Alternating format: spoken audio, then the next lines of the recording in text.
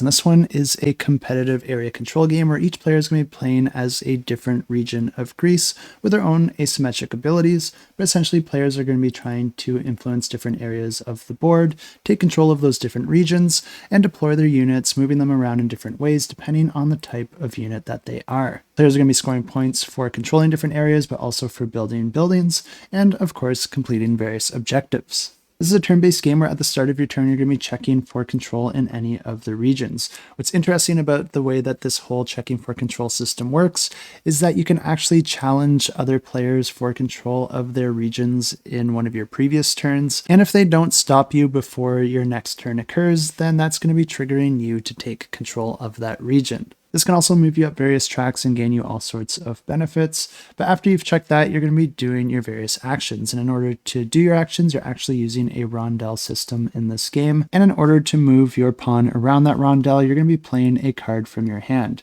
Each of these cards are going to have a different value associated with them, and then that's going to determine how many times you move around that rondel. But each of these cards will also have an ability associated with them as well, and whichever card you choose, you're going to be able to use that ability. And this is where some really interesting decisions come into play, because there might be a certain ability that you want to use, but then there might be a particular action on the rondel that you really want to use. And if those two align, then that's going to be really exciting and make your decision really easy. But if that's not the case, then that's up to you to decide which is more important. Most of the locations on the rondel do allow you to move a unit out on the board, but in addition to that, they can also do things like allow you to purchase more cards to add into your deck, pay to deploy more units, pay to deploy buildings in areas where you have units, which can do different things like grant you additional power, discounts in various ways, and also bonus actions or victory points at the end of the game. Not only that, but they can also move you up the various tracks, which will make your other actions more powerful as the game goes on.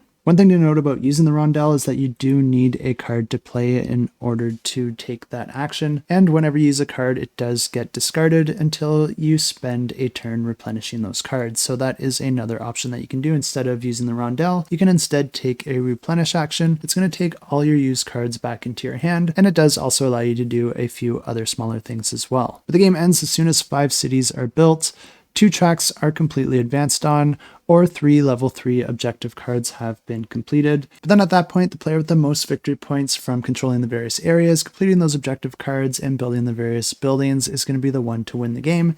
And if you want to check this one out, I will have it linked down below.